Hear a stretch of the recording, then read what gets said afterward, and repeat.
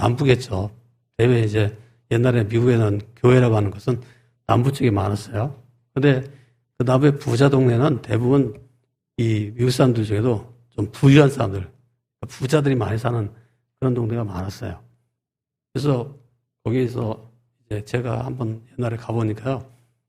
그 교회 올 때는 최고의 옷을 입고 오는데 주로 이제 드레스 같은 걸 입고 와요. 그래가지고 아주 굉장히 우아한 그런 옷차림을 입고 오거든요. 그렇게 부자들이 오는 교회에 아주 조용하게 예배도 잘 드리고 아주 엄숙하게 예배를 드리는데 그런 교회에 갑자기 어느 날 청소년들, 흑인 청소년들이 온 거예요. 그래서 야, 이 흑인 청소년들을 보니까 막 얘들이 막 롤러스케이트 같은 것도 타고 막 심지어 막 계단 같은 데서 막 미끄럼틀 타고요. 미끄럼틀 타고 막 이렇게 하는 걸 보면서 참 신기한 애들이 왔구나. 근데 그 흑인들은 대부분 가난한 동네에 살고 있어요. 그래서 이 가난한 청소년들이 오는 걸 보면서 이 부자 백인들이 처음에는 받아들였지만 점점 나중에는 싫어했어요. 아유. 근데 그 아이들은 사실은 왜 교회에 왔냐면 교회 유스 담당, 청소년 담당이 목사님이 말하기를 야, 교회 오면 내가 피자 줄게 해가지고 피자로 아이들을 유혹한 거죠. 그러니까 아이들이 다 피자 먹으려고 왔는데 이제 그건 하나의 접촉점이고 실제로는 와가지고 복음을 들으면서 그들이 변화를 받고 새로지고 세례받고 자기 친구들도 막 전도하고 이렇게 해가지고 교회가 막 변화가 일어나기 시작하는 거예요. 이걸 보면서 이 어른들이, 부자 어른들이 환영을 하는 게 아니라 점점 이상하다고 생각하고 그것을 만류를 하고 그랬다는 거죠. 그래가지고 나중에는 이제 주차장에다가 스케이트보드 타는 것을 금지한다. 이런 것을 팻말도 막 쏴붙이는 그런 경우가 발생했다고 그래요. 바로 이것은 바로 부자 백인들의 편견이라 그렇게 볼 수가 있어요.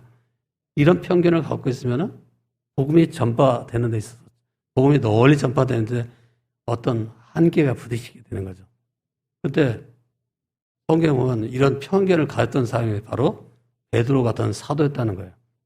그는 사도였지만 아직 편견에 사로잡혀 있어가지고 고넬료라고 하는 이방인에게 가서 복음을 전하는 이방인들은 복음을 전해서는 안 된다고 생각했던 거죠. 이 유대인들이 갖고 있는 편견 중에 이런 민족적인 편견, 즉 유대 민족만 하나님께서 주시는 구원을 받을 수가 있고 이방인들은 다 저 지옥의 땔감으로 다 하나님께서 예배해 놓은 사람들이다라고 생각하고 이방인들은 구원받지 못할 것이라는 생각을 갖고 이방인들을 도외시한 거죠. 제쳐놓은 거예요. 그런데 이런 생각을 유대인들 중에 한 사람이었던 베드로도 갖고 있었던 거예요. 그래서 고넬료를 전도하러 가는 그런 일을 하지 않았던 거죠. 근데 어느 날 이제 시장에서 점심밥 먹으려고 하는데 또 환상이 보이는 거예요. 그래서 환상 속에서 하나님께서 어떤 보자기를 보여주면서 그 부정한 음식이 가득한 벌레들이 가득한 그런 어떤 보자기를 보여주는 거예요. 그러면서 한번 먹어라 그렇게 말하니까 아유 주여 저는 그렇게 할 수 없습니다. 그렇게 대답해요. 참 주여라고 했으면 주님의 뜻대로 살아야 되는데 그렇게 할 수 없습니다. 안 된 말을 하는 거예요. 안 된다는 거예요. 나는 그렇게 못한다고. 내가 말이지 유대인으로서 정결한 음식만 먹는데 저런 보자기 사이에는 저런 벌레가 가는 걸 어떻게 내가 먹을 수가 있겠느냐 그렇게 질문하니까 아니다. 하나님께서 말씀하신 거예요. 내가 깨끗하게 만들었는데 너 속되다고 그러지 말라. 이렇게 말씀해요. 그래서 이게 도대체 이런 환상이 무슨 뜻인가 생각하고 있는데 이 고넬료가 보낸 종절 그러니까 부하들이라고 할까요? 종들이라고 할까요? 이런 사람들이 찾아가지고 그 무두장이 피장이라고 하는 무두장이 그 시몬이라는 사람 집에 머물고 있는 시몬 베드로를 초청해가지고 가는 거예요. 그래가지고 이제 할 수 없이 하나님께서 저 고넬료 집에 나를 보내시는가 보다 하고 가가지고 이제 고넬료 가족들을 만나게 되는데 고넬료가 일가 친척을 다 모아놓고서 기다리면서 있다가 베드로가 들어오니까 엎드려서 막 인사를 하니까 이렇게 되면서 나도 사람인데 나한테 인사하지 마십시오. 그러면서 이제 말렸어요. 그러고 나서 복음을 쑥 전하는데 이 복음의 말씀을 증거할 때 하늘에서 막 성령이 내려오시는 거예요. 성경에 보면 말씀을 임할 때 베드로가 임할 때 바로 성령의 고넬료와 그 고넬료 같이 있던 모든 사람에게 임하는 거예요. 그래서 막 그들이 갑자기 방언을 말하면서 말이에요. 이걸 알게 됐어요. 아, 하나님께서는 어떤 민족도 어떤 인종도 차별하지 않으시고 예수를 믿기만 하면 다 성령을 부어주시는구나 생각하고 세례를 베풀었다. 이런 내용이 오늘 우리가 읽은 내용이에요. 우리는 이 말씀 속에서 우리가 편견을 가져서는 안 된다는 생각을 갖게 되는 거죠. 그래서 여러 가지 많은 것을 깨달으시지만은요. 첫 번째는 하나님은 한 이방인, 바로 고넬료의 마음을 만지셔서 복음을 받아들이게 만들어 놓으셨다는 거죠. 미리 준비해 놓으셨다는 거예요. 그러니까 사람의 마음을 준비하시는 분이 누구냐? 하나님이세요. 우리가 만나게 되는 사람, 그냥 우연히 만나는 게 아니에요. 다 하나님께서 미리 만져서 구원받도록 만들어 놨기 때문에 만나게 되는 거죠. 옛날에 제가요, 고속도로 위에 가가지고, 말하면 이제, 차를 세우는 거, 뭐 히치하이킹이라고 하는 거예요. 그런 거 하는 거예요. 그런 걸 하면은 차들이 그냥 지나가지 세워주는 사람이 없어요, 별로. 근데 가끔 어떤 사람들이 세워주냐면, 트럭 운전사 같은 그런 사람들이 세워줘요. 또는 과부가 세워줘. 그래가지고 나를 태워주는 거야. 그럼 내가 옳았구나, 됐다 하고서 복음을 딱 전하잖아요. 그러면 그 트럭 운전사나 그런 과부 그 아주머니가 예수를 믿게 되는 거죠. 제가 왜 그때 복음을 전하냐면 특별히 하나님께서 주물러서 만져서 나한테 차를 세워줄 마음을 갖게 해준 거죠.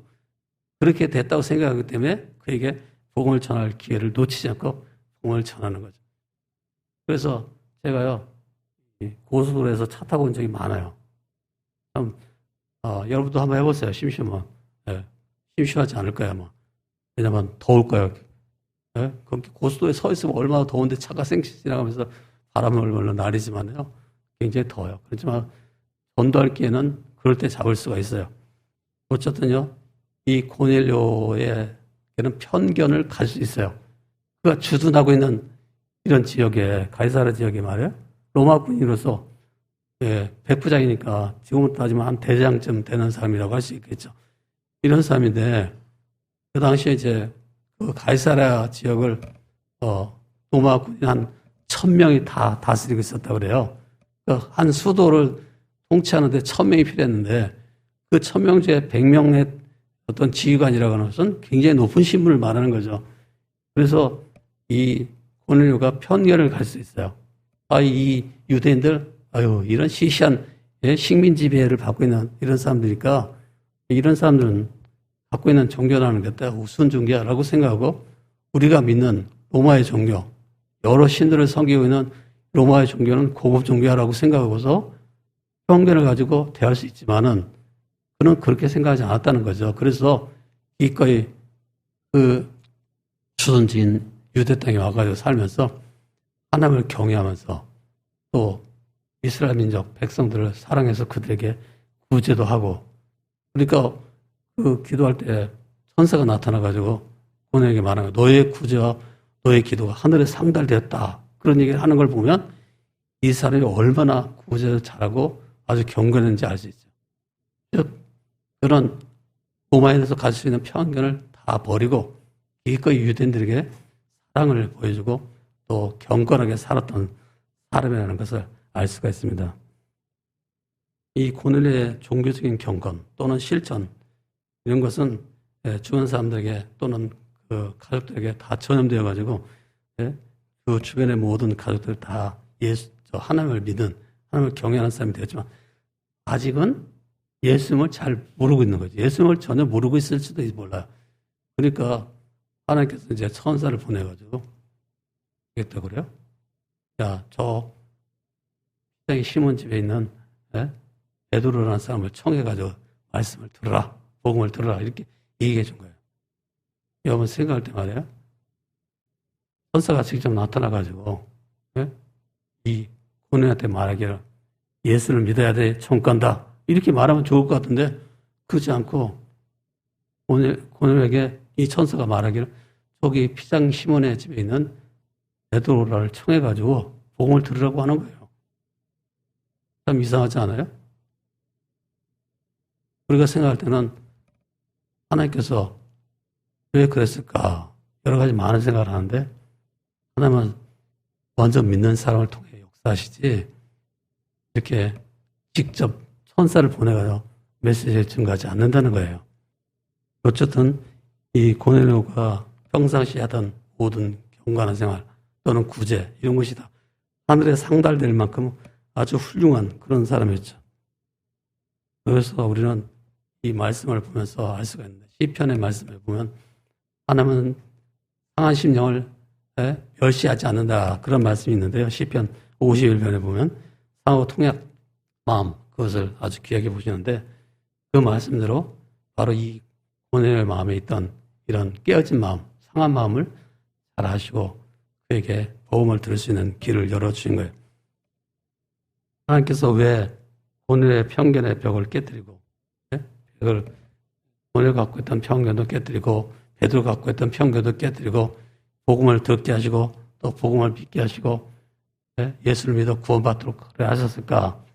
뭐 여러 가지 생각할 수 있지만 몇 가지 생각한다면 무엇보다도 고넬료가 참 경건한 사람이기 때문에 그랬을 가능성이 있죠. 또 다른 가능성은 또 여러 가지가 있을 수 있어요. 하여튼 우리가 너무 성급하게 사람들을 판단하고 이렇게 하지 말자는 거예요. 흑인들은 가난하고 무식하다 이런 생각 같은 백인들은 편견에 살 수 있는 거죠. 여러분 제가요 어떤 글을 보니까 이런 게 있어요. 옛날에 오바마라고 하는 흑인 대통령이 있었는데 그 당시까지만 해도 백인들이 생각할 때는 흑인이 뭘 알겠냐 저런 사람이 어떻게 대통령이 될 수 있겠냐 이렇게 생각했던 거죠. 그런데 대통령 당선됐어.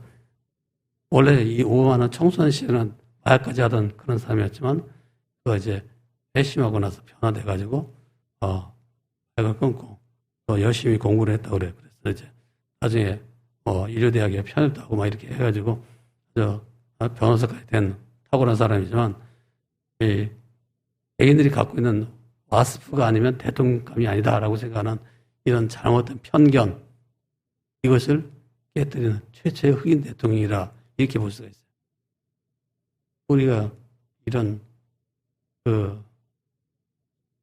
흑인에 대한 편견, 가난한 사람들에 대한 또 노인들에 대한 편견 이런 걸 갖고 있잖아요. 그래서 어떤 글에 보니까 어떤 교회당에 나이 드신 80이 넘은 노인 할아버지, 흑인 노인 할아버지가 가난한 사람이 찾아와서 여기서 하룻밤 좀 자게 해주세요라고 말하니까 이 백인 목사님이 딱 보고서 이 사람이 동네 계속 머물 것 같지도 않고 또 우리 교회 나올 것 같지도 않아요. 근데 물어봤어요. 혹시 예수를 믿습니까? 그랬더니 그 가난한 흑인 아저씨 할아버지가 대답하기를 저는 무신론자예요. 라고 대답했어요. 그러자 무신론자에게 전도해봐도 소용없다라고 생각했던 이 백인 목사님께서는 그냥 하고서 돌려보냈다고 그래요. 그러니까 흑인 노인 할아버지가 교회 와서 하룻밤 신세를 지겠다고 하니까 해를 끼칠 줄 알고 말해. 좀 그냥 가라고 했는데 교회 가서 가만히 기도를 하는데 어디선가 음성이 들리는 거예요. 하나님께서 말씀하시는 거예요. 양심에. 야, 목의 목사야. 네. 하는 말이지 10년 동안 저 흑인을 기다렸는데 너는 쫓아내냐? 그런 음성이 들리는 거예요. 깜짝 놀라가지고 빨리 나가가지고 그 흑인 노인 할아버지를 찾아갔는데 하고 없더라는 거예요. 편견에 살았으면 기회를 놓치는 거예요. 사랑을 행할 기회를 놓치는 거예요. 여러분 편견을 갖지 마세요. 인종에 대한 편견, 여성에 대한 편견, 이 성에 대한 편견도 편견이에요. 옛날에 제가 어린 시절에 읽었던 책 중에 폭풍의 언덕 또는 또 제인 에어 이런 책이 있어요. 이거 쓴 사람들은 다 에밀리 브론테, 샤로 브론테나 이런 사람들이었는데 이 사람들이 그 당시에 그런 소설을 쓰면서 어떻게 썼냐. 자기 이름을 그대로 쓰지 않았어요. 에밀리 브론테라고 안 쓰고요.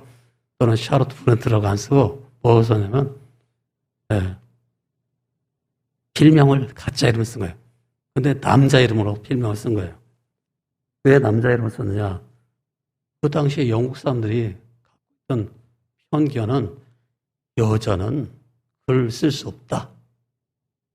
소설같이 이렇게 재미있는 소설 같은 것을 여자는 못 쓸 거라고 했기 때문에 그런 남자만 할 수 있는 일이라고 생각했던 거예요. 글 쓰는 거 이런 건 다 남자만 하는 일이라는 편견을 갖고 있기 때문에 이 에밀리 브론테나 샤를로트 브론테는 자기들의 본명을 쓰지 못하고 남자 이름을 쓴 거예요. 필명으로. 참 이게 바로 성에 대한 편견이에요. 오늘날은 여러분 그런 생각을 안 갖죠? 근데 성에 대한 편견을 버려야 돼요. 제가 어렸을 때도 우리 교회에 어떤 저희 누님 친구가 왔었는데요. 저희 누나 친구는 태어날 때부터 노랑머리예요. 그런데요, 그 당시 우리 동네에는 좀 노랑머리 아가씨 비슷한 아줌마들이 이렇게 왔어요. 그 사람들은 누구냐면 미군 부대에 미군 부대 밑에 있는 그 기지촌에 근무하는, 소위 말하면 그 몸 파는 여자들이라고 할 수가 있어요. 그러니까 이 콜걸이라고 하는 이런 사람들은 대부분 염색을 해가지고 노랗게 염색을 하는 거예요. 아니면 하얗게 염색을, 하얀 머리는 별로 없고 노랑머리가 많은데, 그래서 이 누님이 우리나라 최초의 여경을 뽑을 때 여경이었지만은 우리 동네에서는 콜걸인 줄 알고 막 편견을 갖는 거예요. 그래서 다 이상하게 쳐다보고, 교회도 이상하고. 교회 와서도요, 옛날에 우리 어렸을 때 편견은 뭐였냐면, 교회 올 때 루즈 바르면 큰일 나는 거예요. 어젯밤에 쥐 잡아먹었어요? 왜 새빨갛게 그냥 이빨에다 피를 흘리고 왔어요? 뭐 하면서 혼내는 거예요. 이게 다 편견이란 말이죠. 문화적인 편견을 갖고 있는 거죠. 여러분, 이런 편견을 다 버려야 돼요. 그래야지만 우리가 복음을 전할 수가 있는 거예요. 이 베드로가 갖고 있던 민족적 편견은 유대인으로서 자기는 정결한 음식만 먹어야 된다. 이 더러운 음식, 소위 말하면 코쇼라고 하는 음식이 아니라는 거예요. 코쇼. 코쇼가 뭔지 아시죠? 유대인들이 먹는 음식이에요. 예를 들어서 비닐이 있는 어류, 굽이 갈라진 또 무슨 동물류, 육류죠. 육류를 먹을 때는 굽이 갈라진 것만 먹어야 된다. 그러니까 돼지고기를 먹을까요, 안 먹을까요, 유대인들은? 안 먹어요. 왜? 돼지고기에 그 다리에 발굽이 갈라지지 않았다는 거예요. 그래서 그건 먹지 않고, 소고기는 먹는다. 소의 발굽은 갈라져 있다. 그래서 소고기 먹는다. 이게 바로 코셔예요. 이 코셔 음식이 대표적인 것인데, 이걸 이제 이슬람에서 전용해가지고 할랄 음식이라는 걸 만들었죠. 그래가지고 뭐 할랄 이슬람식으로 이슬람 사제가 침례한 그릇만 먹는다. 그렇게 하는데, 어쨌든 이것은 다 민족적인 편견이다 이거예요. 코셔 음식만 먹어야 된다. 깨끗한 음식만 먹어야 된다. 벌레 같은 건 우리가 그 보적에 쌓여있는 그런 벌레 같은 건 나는 평상시에 먹지 않았다. 주여, 그럴 수 없나이다. 저는 이런 거 안 먹습니다. 제가 사도고, 제가 말해 유대교에서 잔뼈가 굵은 사람인데 어떻게 이걸 먹습니까? 그럴 때 하나님께서 뭐라고 했어요? 주님께서 그에게 말씀하실 때, 아니다. 하나님이 깨끗하게 한 걸 네가 속되다고 하는 것은 편견이다. 이걸 지적한 거죠. 그러면서 이제 그 음식을 먹도록 그렇게 만들었던 거예요. 우리가 갖고 있는 편견 중에 내 남편은 절대 구원 못 받는다 라고 생각하는 거예요. 내 아무개, 내 주변에 있는 누구는 절대 구원을 못 받는다. 이것도 편견이에요. 하나님이 변화 못 시킬 사람이 없어요. 누구든지 다 변화시킬 수 있어요. 네?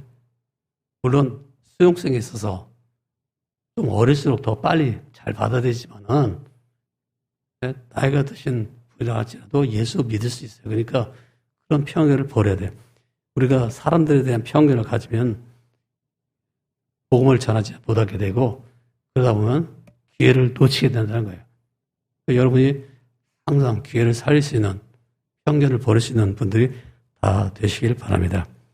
하나님은 우월감에 젖어 있는 자기 백성을 책망하셨다라고 하는 우리가 10장 9절로 16절의 말씀을 볼 수가 있어요. 즉 베드로가 갖고 있는 이 우월감의 편견을 하나님께 책망하신 거죠. 그러고 나서 이제 주님께서 그에게 그 내기를 메어 땅에 들어가는 그런 그 환상 보자기 환상을 계속 보여주게 되는 거예요. 그래서 잡아먹어라 그러면서 저는 절대 못 먹겠습니다. 그러자 아니다. 네? 하나님께서 깨끗하게 하신 것을 내가 속되다 하지 말라. 그런 음성을 듣게 되죠. 이것이 몇 번 있었다고 3번이나 일어났다고 그랬어요. 즉 3번은 반복이란 말. 즉 강조하기 위한 표현이에요. 즉 복음이 이방인에게 증거되는 것은 주님께서 원하시는 일이라는 거죠. 우리가 인간이 갖고 있는 편견을 가지고 복음이 이방인에게 전달돼서는 안 된다고 생각하는 것은 잘못된 것이라는 거예요. 그래서 베드로는 그 보자기 환상을 보면서 그가 이제 변화받고 새로워져서 우리가 말씀을 전하고 있는 것을 볼 수가 있어요. 복음을 이방인들에게도 전거하고 있는 것을 볼 수가 있어요. 혹시 방이 더우신가요? 뒤에 에어컨에 안 켜있으면 켜놓으세요. 뒤에 가서. 그리고 창문을 다 열어서 이렇게 환기가 되도록 해야 하시는 것이 좋아요. 그래야지 환기가 되고 또 공기청정기로 청정하고 여러분이 KF94 마스크를 다 쓰고 계시면 아무 감염이 일어나지 않으니까 가급적이면 창문을 좀 열어놓으시는 게 좋아요. 그리고 생각해 보세요. 아프리카 사는 알래스카 사는 사람들 말이에요. 아프리카 아니고 알래스카 사는 사람들이 얼마나 추운데 이 따뜻한 걸 그리워할까? 이렇게 생각해 봐요. 얼마나 따뜻한 데 와 있으니까 좋은 거잖아요. 우리가 지금 아주 큰 축복을 받은 사람이에요. 따뜻한 데서 예배드릴 수 있다는 게 얼마나 큰 축복인데요. 알래스카에 있는 사람들 추워가지고 덜덜 떨고 있는데, 네? 또 아프리카에 있는 사람들이 또 뜨거운데 바람도 잘 안 불고, 근데 에어컨이 있어가지고 너무 더우면 에어컨 바람 쐬는데 앉아 계시면 돼요. 어쨌든 여러분 너무 환경에 대해서 불평하지 마세요. 코로나19라는 환경, 이게 참 연장된 축복이라고 그렇게 말할 수 있어요. 이때야말로 나의 알곡됨을, 나의 일꾼됨을 다 드러낼 수 있는 거예요. 응? 위기가 없으면 사람 됨됨이 알 수가 없어요. 위기가 있어야지 그 사람이 얼마나 진실한 신앙을 갖고 있는지, 얼마나 정말 무거운 신앙, 가치 있는 신앙을 갖고 있는지 그런 걸 다 알 수가 있는 거죠. 하여튼요, 이 베드로에게 찾아온 위기는 뭐냐면 이방인에게 복음을 전할 것인가 말 것인가 하는 위기죠. 그런데 다행히도 보자기 환상으로 하나님께서는 베드로의 잘못을 잘 깨우쳐 주시고 그만큼 고넬에게 복음을 전하도록 했어요. 그리고 고넬에게 가서 복음을 전할 때 성령이 내려오심으로, 성령이 오심으로 말미암아 기꺼이 하나님께서는 모든 민족을 차별하지 않는구나. 예수 믿으면 다 구원받게 하시는구나. 이것을 알게 된 거죠. 그래서 하나님은 복음을 믿는 모든 사람을 환영하라고 했다는 것을 34절에서 48절 말씀에 알 수가 있어요.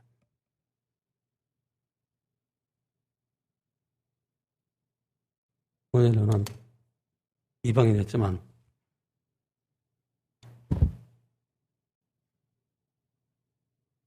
사도 베드로의 말씀을 들었어요. 베드로가 고넬료와 그 주변에 있는 사람들에게 메시지를 전해가지고 했는데 이것은 바로 그의 속에 하나님께서 이방인도 다 포함시키기를 원하신다는 것을 알게 하는 그런 것을 잘 보여주고 있는 것이라 알 수가 있어요. 그래서 하나님은 줄곧 인류가 회복되기를 바라셨고 예수님 안에서 얼마든지 그것이 가능했다는 것을 알게 하신 거죠. 예수님은 이스라엘을 통해서 유대인들을 통해서 왔지만은 그러나 유대인만을 위해서 온 것이 아니고 전 세계 모든 민족 모든 사람을 위해서 오신 것이에요. 그래서 종교나 민족적인 활동이 중요한 게 아니고 하나님 보내신 예수님을 믿는 것이 중요한 것이다 말이에요. 우리 모든 성도들이 다 예수님을 구주와 주로 믿을 수 있기를 바랍니다. 그는 당시에는 부와 권력과 영향력을 가진 사람이었습니다. 그런데 베드로는 시골 어부 출신이지만은 식민지 통치를 받는 그런 시골의 어부 출신의 베드로지만 기꺼이 그의 말을 잘 듣고 청종했어요. 베드로는 바로 이방인들도 그리스도의 몸인 교회에 속할 수 있다는 것을 알게 됐어요. 그래서 깜짝 놀랐지만은 처음에는 놀랐겠죠. 그렇지만 점점점 이해를 하고 우리가 이 베드로가 고넬에게 복음을 전하고 있는 것을 볼 수가 있습니다. 여러분 빈란에다 한번 적어보세요. 우리가 편견을 버리기 위해서 어떻게 해야 되는가? 소환. 그래서 내가 편견을 버리려면 어떻게 해야 되겠느냐? 저는 나름대로 생각해봤는데 첫째, 편견에 대해서 알고 편견을 버려야 된다는 거죠. 이 편견의 종류가 여러 가지 있는데요. 옛날에 프란시스 베이컨은 그런 얘기했죠. 우상이라고 얘기했죠. 종족 우상, 동물의 우상, 시장의 우상, 극장의 우상 이런 네 가지 우상을 말했는데 바로 편견에 바로 이런 것을 말하죠. 그런 것 중에 하나가 바로 인종적인 편견, 흑인은 무식하고 가난하고 그런 사람들 이런 인종적 편견 버려야 되고요. 또는 지역적인 편견도 버려야 되고. 지역적인 편견 중에 뭐예요? 호남 사람들은 다 좀 안골 기질이 있다. 이런 거 다 지역적인 편견이에요. 어떤 영화에 보면 말이에요. 그 경상도 아버지가 호남 며느리인가를 얻지 않기 원해가지고 막 이렇게 다투고 있는 그런 장면도 나오잖아요. 그런 드라마도 그 영화 있잖아요.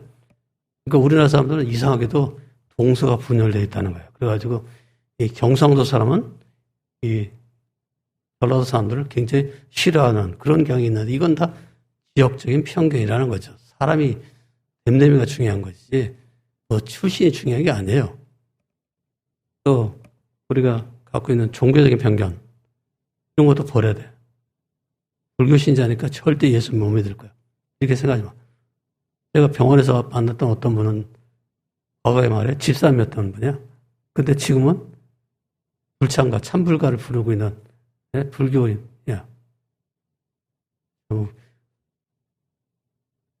그 남편이 되는 사람은 바람 피우는 남자였는데 늙음하게 이제 돌아왔어요. 그래가지고 중풍 걸려가지고 병원에 있으니까 이제 그분이 간병을 왔는데 제가 이제 전도를 하는데 혹시라도 내가 거침돌이 되지 않겠어 열심히 어떤 디딤돌이 되려고 노력을 했지만은 어쨌든 이 기독교인과 불교인의 차이는 한 끗 차이예요.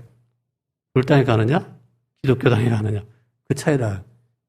여러분이 불교인이라고 해서 절대 예수 못 믿을 거라고 생각하지 말고 천주교인 중에도 예수 믿을 수 있고 불교인 중에도 예수를 믿을 수 있고 그렇게 생각하세요. 이런 종교적인 편견을 다 버려야 돼. 어쨌든요 우리는 편견을 버리고 모든 사람이 다 구원받아야 될 사람이다. 이런 것을 알아야 되겠다는 거죠. 두 번째는 내 자신의 시각을 버리고 하나의 시각으로 모든 영혼을 봐야 돼. 저 사람도 구원받아야 될 영혼이다. 불쌍히 봐야죠. 나의 시각으로 볼 때는 이방인은 지옥의 땔감 같지만요. 하나님의 시각을 볼 때는 구원받아야 될 영혼이에요. 영혼이 살아야 될, 천국에서 영생해야 될 영혼일 수도 있어요. 우리가 자꾸 이렇게 생각해야 돼요. 세 번째, 내가 경험한 것이 전부가 아니에요. 내가 경험한 것이 전부가 아니고 하나님의 말씀이 전부다. 하나님께서 이렇게 말씀해서 그 말씀이 전부 내가 경험한 바로는 이거는 베드로가 경험한 바로는 그 유대인이니까 깨끗한 음식만 먹어야 되지만 하나님께서는 아니라는 거죠. 그래서 자기의 경험을 버리고 하나님의 말씀을 그대로 우리가 순종하는 것이 필요해요. 우리는 부분을 보는 그런 것을 버리고요. 전체를 볼 수가 있어야 돼요. 전체가 무엇인가. 네? 자꾸 우리는 좁은 것만 보고 큰 걸 보지 않는데 생각을 해보세요. 그래서 네? 내가 말해요. 옛날에 시골에 있을 때는 7시에 예배 밤에 들었는데 도시에 가보니까 교회는 2시에 예배 되네.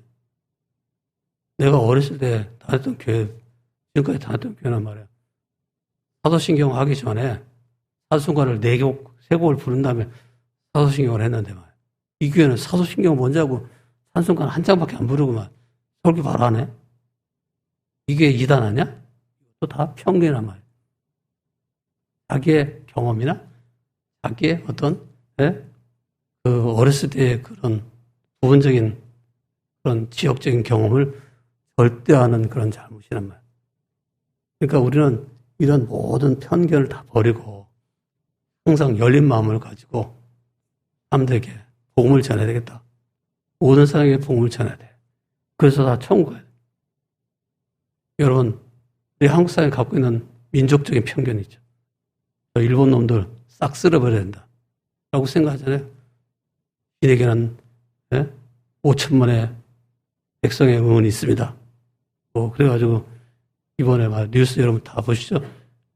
그래가지고 일본의 극우파들이 막 들고 일어나가지고 그거 다 바꿨다고 그랬잖아요. 그 대신 그 우길 승천기 같은 거 개시 못하게 했다. 뭐 이렇게 하는 뉴스 봤겠죠. 반드시 일본은 이겨야 된다. 축구를 해도 이겨야 된다. 편견이거든. 일본 사람도 구원받아야 될 영혼이에요. 제 친구 중에 일본 선교사 나간 친구가 제일 힘든 게 바로 처음에 이런 민족적 편견을 이기는 것이었다는 거예요. 일본에 대한 악감정, 그걸 이기는 게 굉장히 힘들었다. 근데 이제 그 친구는 그걸 이기고 나서 일본 선교를 잘했어요. 여러분, 모두 다 구원받아야 될 영혼이라고 생각하시고, 불쌍히 여기시고, 공의를 여기세요. 너무 이 코비드 상황을 나쁜 것을 보지 말고 하나님께서 참 좋은 기회를 주셨다. 이렇게 생각하세요. 네? 물론 우리가 잘못한 것을 회개해야 되죠. 한국교회가 어쩌다가 이렇게 됐을까? 우리가 잘못 살아가서 선한 영향을 발휘해야 된다고 막 얘기는 많이 했는데 실제로는 선한 영향을 그냥 그걸 못 발휘해가지고 교회가 말을 비난의 대상이 된다. 그렇다면 회개해야 되는 거죠. 그렇지만은 그게 아니라면 여러분 너무 위축되지 말고 너무 잘못한 게 아닌데 코로나 바이러스가 퍼지게 된 것이 여러분 잘못입니까?